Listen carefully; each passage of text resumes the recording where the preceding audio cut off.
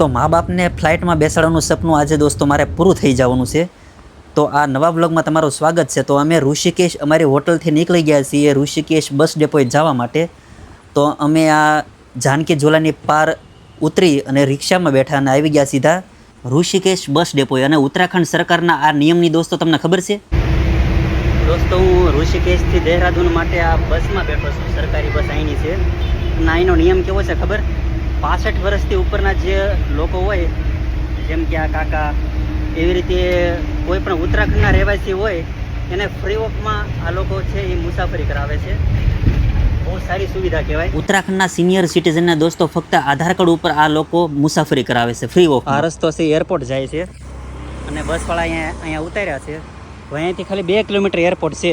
તો આ જગ્યાએથી રેપિડો બુક કરી અને અમે નીકળી ગયા છીએ એરપોર્ટ તરફ. અને ફક્ત 5 જ મિનિટમાં અમે પહોંચી ગયા દેહરાદૂન એરપોર્ટ પર. અને અહીંયા પહેલું ચેકિંગ કરાવીને અમે આવી ગયા છીએ વેઇટિંગ હોલમાં. દોસ્તો હજી અમારી ફ્લાઇટ ઉપાડવાની 2 કલાકની વાર હતી, પણ અમે અગાઉ જ આવી ગયા, કારણ કે ઘણી વખત અહીંયા બહુ લાઈન મોટી હોય છે. તો બીજા ચેકિંગમાં અમે જે ઓનલાઈન ટિકિટ જે કરાવી હતી એ બતાવી, એટલે અમને આપી દીધા છે અહીંયાથી બોર્ડિંગ પાસ. ત્રીજા ચેકિંગમાં ફોન, પર્સ, પાવર બેગ બધું અલગ કઢાવે છે. એ પણ અમે ચેકિંગ કરાવ્યું અને પછી આ સીડી તરફ આવી ગયા. મારા બા પણ ક્યાંય બહાર નીકળેલા નહીં, એટલે આ બધું જોઈને એને તો ખૂબ જ નવાઈ લાગી. હર્ષિતાને પૂછું, તને કેવું લાગ્યું? હર્ષિ, મજા આવી? હવે જ્યાં સુધી અમારી ફ્લાઇટ લાગે નહીં ત્યાં સુધી અમારે અહીંયા જ બેસવાનું છે. આ અમારો પ્રવેશ દ્વાર કયો કે બોર્ડિંગ ગેટ કયો એ અહીંયા જ છે. હવે હર્ષિતાએ મને કીધું કે બપ્પા બલૂમ કેમ ઉડે મારે જોવું છે. તો હું એને બતાવવા લઈ ગયો કે સામે રનવે ઉપર દોડે છે અને પછી કઈ રીતે ઉડે એ એણે જોયું અને ખૂબ જ મજા આવી ગઈ, કારણ કે એણે તો આકાશમાં જ જોયેલું, આવી રીતે દોડતું પ્લેન ક્યારેય જોયું નહોતું. હવે વેઇટિંગ એરિયાની બાજુમાં જ ગેમ ઝોન હતું અને હર્ષિતા ભાળી ગઈ કે બપ્પા મારે રમવા જવું છે. તો પછી એને પણ લઈ ગયો, એને પણ ખૂબ જ મજા આવી ગઈ. મારું દોસ્તો એક સપનું મારા મા બાપને પ્લેનમાં બેસાડવાનું પણ હતું અને એ સપનું પણ આજે પૂરું થઈ ગયું. જો આજે એરપોર્ટ પર આવી ગયા છું બધાને લઈને.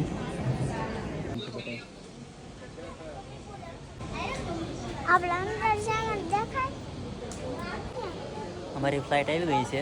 હવે થોડી વારમાં મારું ચેક ઇન થઈ જાય એટલે જઈએ હવે. મેં દોસ્તો એરપોર્ટ ઉપર 2-3 વિડીયો જોયેલા કે ઇન્સ્ટ્રુમેન્ટને આ લોકો ગમે એમ ઘા કરતા હોય, ફેંકતા હોય, હાર્મોનિયમ, બેન્જો કે ગિટાર. પણ આ લાઈવ નજારો જોઈને મને ખૂબ આનંદ થયો કે આ લોકો ખૂબ સંભાળીને મૂકે છે વસ્તુ. પછી અમારો બોર્ડિંગ ગેટ ખુલી ગયો એટલે મેં બોર્ડિંગ પાસ આપી અને પછી ફ્લાઇટમાં બેસવા માટે આગળ વધ્યા.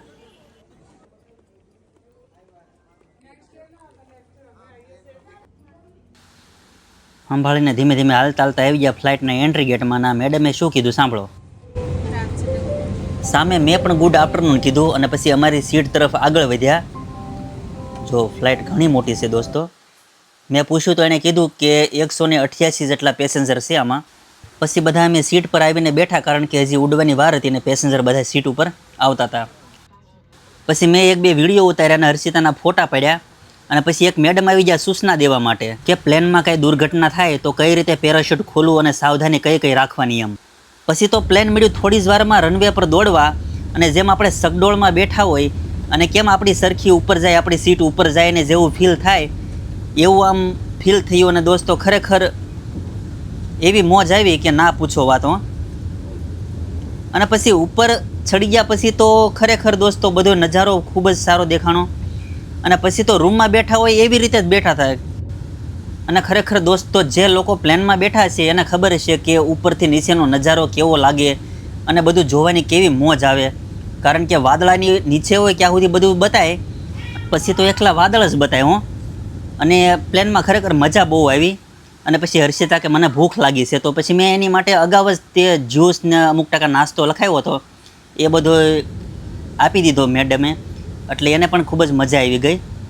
અને 1.5 કલાકનો ટાઈમ હતો દોસ્તો અમદાવાદ પહોંચવામાં, પણ ફક્ત 1 કલાક ને 17 મિનિટમાં તો અમને પહોંચાડી દીધા અમદાવાદમાં. બોલો, ટાઈમ પહેલાં જ. પછી તો દોસ્તો થોડી જ વારમાં અમારું પ્લેન છે એ લેન્ડિંગ થયું અને અમે આવી ગયા પાછા રનવે ઉપર. પાછું મારું પ્લેન દોડવા મળ્યું રસ્તા ઉપર, તમે જુઓ. પછી મારા બાને શાંતિ થઈ દોસ્તો કે હાશ નીચે તો ઉતરી ગયા, કારણ કે જ્યારે ટેક ઓફ થયું અને લેન્ડિંગ થયું ને ત્યારે એને બહુ જ બીક લાગી હતી, ક્યારે બેઠેલા નહીં ને એટલા માટે. પછી તો માતાજીનો ખૂબ ખૂબ આભાર માન્યો કે એમ કેમ નીચે પોગાડી દીધા. હવે બીજા એક મિત્રને મળાવું. આ કોણ છે દોસ્તો ખબર તમને? મારા ગામ નેસવડનો જ આ મિત્ર અને મારા ભાઈનો સ્કૂલ ફ્રેન્ડ અને મારા પપ્પાની બેઠકના આ બધા મિત્રો. એમને મેં કોલ કર્યો એટલે અત્યારે તમને લેવા આવી ગયા. દોસ્તો આ પ્લેનમાં અમારા જ ગામનો મારો મિત્ર એક મળી ગયો છે અને ખરેખર ખૂબ જ એને મળીને આનંદ થયો, કારણ કે એ એરપોર્ટ પર જોબ કરે છે તો ખ્યાલ હતો, પણ હવે કયા ડિપાર્ટમેન્ટમાં એ કાંઈ ખબર નહોતી. પણ આ અમને મળી ગયો, અમને લેવા માટે આવી ગયા ફ્લાઇટમાં. આ મિત્રની ડ્યુટી પૂરી થતી હતી 6 વાગે અને અમે પહોંચી ગયા 5 વાગે.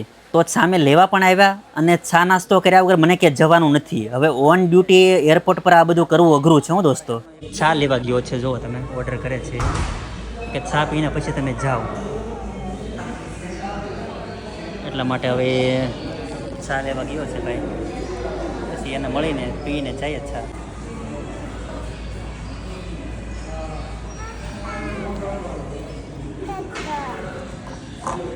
મેં એને ના પાડી કે ચા હું નથી પીતો, તો બધા માટે મારા 3 માટે આઈસ્ક્રીમ અને મારા પપ્પા માટે ચા. હવે આઈસ્ક્રીમ ખાઈ લીધા, ચા પાણી પી લીધા અને પછી અમને બસમાં પણ બેસાડી દીધા. હું દોસ્તો, કારણ કે અહીંથી ડાયરેક્ટ બસ ડેપોએ બસ જાય એ અમને પણ ખબર નહોતી. તો એમની મહેમાનગતિ માણીને અમે આવી ગયા સીધા ગીતા મંદિર બસ ડેપો પર. તો અહીંયા આવીને દોસ્તો પહેલાં તો જમી જ લીધું, કારણ કે હરિદ્વારમાં મોળું ખાઈને થોડા કંટાળી ગયા હતા. તો અહીંયા આપણું ગુજરાતી ભાણું જમીને ખૂબ જ મજા આવી ગઈ ને આ બેસી ગયા બસમાં. આ બસ સીધી ભાવનગરથી તળાજા જતી હતી, તો એમાં જ બેસી ગયા અને 3.5 થી 4 કલાકમાં તો અમને પોગાડી દીધા સીધા કોબડી ટોલ નાકે અને અમે ત્યાં ઉતરી ગયા 11:15 વાગ્યા હતા હજી. અને બાપુ અમને લેવા આવી ગયા છે પાછા ટોલ નાકે, તો બેસી જ આવી અને સીધા ઘરે. બાપુ પણ ફૂલ ફોર્મમાં હતા. હું જાવા મારે ગાડી હાકી અને 10 મિનિટમાં અમે તો પહોંચી ગયા ગામમાં. હવે 11:55 જેટલો ટાઈમ થયો તો એ ગામમાં બધા જાગતા હતા. પહેલાં તો મને કાંઈ સમજાયું નહીં કે બધા અત્યાર સુધી કેમ જાગે છે, પણ પછી ખબર પડી કે જે અમારા ડાભી પરિવારનો મઢ છે એમના જે રસોડાનું કામ શરૂ છે એટલે બધા ત્યાં સેવામાં હતા. તો હરિદ્વારની યાત્રા કરીને એમ બધા ઘરે પહોંચી ગયા છીએ અને બપોરે 12 વાગ્યે ઋષિકેશથી નીકળ્યા હતા. અત્યારે રાત્રિના 12 વાગ્યા છે, જુઓ તમે 12 માં 5 મિનિટની વાર છે અને ઘરે પહોંચી ગયા છીએ. તો અહીંયા મારો બ્લોગ હવે પૂરો કરું છું. હર હર ગંગે, જય માતાજી.